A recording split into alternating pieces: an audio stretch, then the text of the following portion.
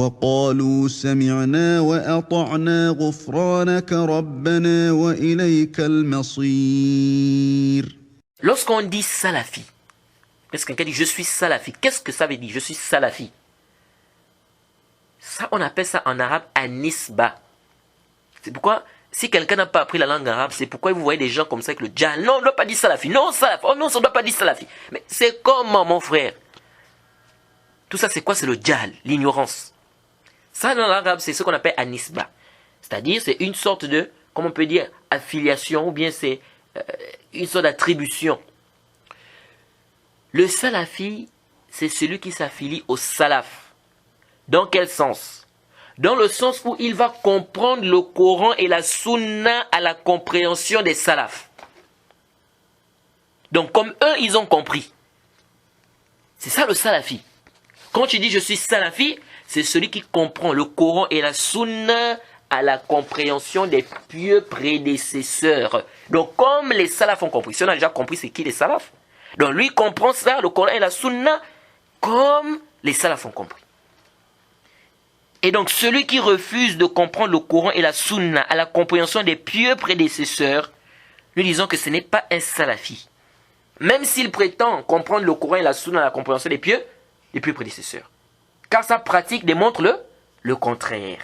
Quelqu'un qui dit, il comprend le Coran et la Sunna à la compréhension des pieux prédécesseurs. Ouais, il y a des gens comme ça. Non, je comprends, on doit comprendre le Coran à la compréhension des pieux prédécesseurs. Mais quand on arrive à la pratique, ce n'est pas ce qu'il fait. On dit non, tu n'es pas salafi. Toi, tu dis ça juste à la bouche, mais tu ne comprends pas le Coran et la Sunna à la compréhension des pieux prédécesseurs. Parce qu'on va dire, ok, les salafs ont compris telle ou telle chose de telle manière.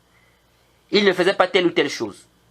Lui, il laisse ces compréhensions-là, cette manière de faire, pour prendre des compréhensions des gens des sectes de l'innovation. De manière claire. Il prend la façon de faire des gens de l'innovation. Il prend... c'est-à-dire qu'il prend leur compréhension à eux. C'est-à-dire qu'il laisse la compréhension des salafs pour aller prendre la compréhension de qui? Des innovateurs. Il marche avec des gens de l'innovation, il défend les gens de l'innovation. Ici on dit non, ça c'est pas un salafi. Ça c'est pas un salafi. Car c'est pas la voix des salafs. Ça c'est pas la voix des salafs. Même s'il crie tous les jours sur son mimbar, je suis les salafs, je suis les salafs. On dit non, Yahri. On dit non, parce que ici tu es tout à fait...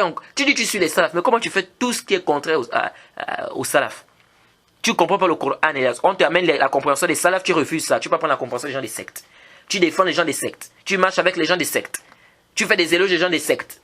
Mais c'est quel genre des salafs que tu suis alors? Les salafs ne faisaient pas ce que toi tu es en train de faire là. Vous voyez? Donc il faut faire très attention les frères. Donc c'est pas tout le monde qui dit, oh non, comprendre. Ils vont tous, les gens vont vous dire ça. Beaucoup de gens. On comprend, oui, effectivement, on doit comprendre le Coran et la Sunna, la compréhension des salafs, donc des pieux prédécesseurs, salaf salih. Jade. Mais quand on vient maintenant au niveau du tatsbiq, on remarque que c'est du tout un contraire. Qu'il est plutôt en train de faire quoi? De suivre le manhaj des hizbiyin, de suivre le manhaj des gens des sectes, etc. ربنا ولا تحملنا ما لا طاقة لنا به واعف عنا واغفر لنا وارحمنا